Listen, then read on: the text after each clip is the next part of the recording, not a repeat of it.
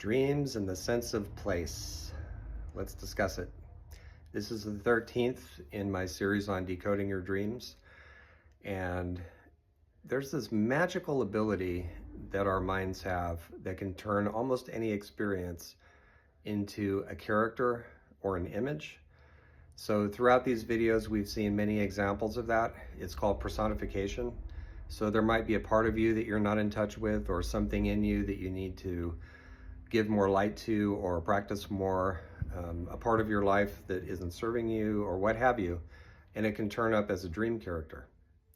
The same is true for the sense of place.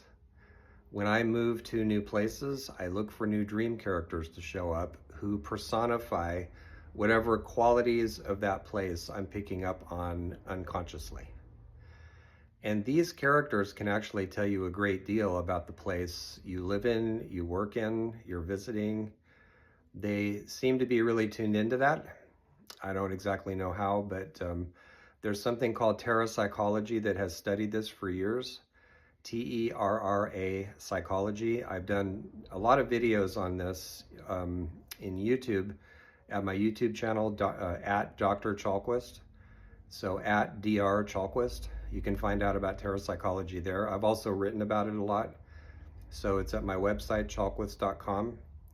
Terra psychology examines how the things of the world, both natural things, rivers, mountains, valleys, deserts, the weather, but also built things, neighborhoods, houses, everyday objects, how they live inside of us as moods, images, dream figures, things like that.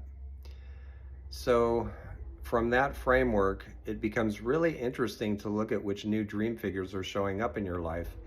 And if you use the tools that we've talked about, especially free association and active imagination, you can start seeing parallels between the character and the place where you're living.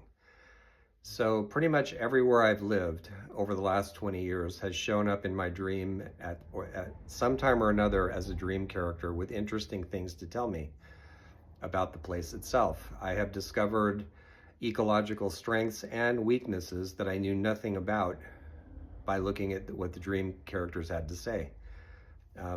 This started for me many years ago when I was living in San Diego County, which is where I was born.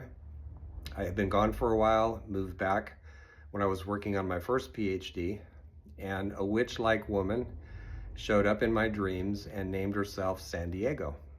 And I went, none of my dream theory covers this. So I was looking at her face in the dream, and then I got out this picture of San Diego from orbit.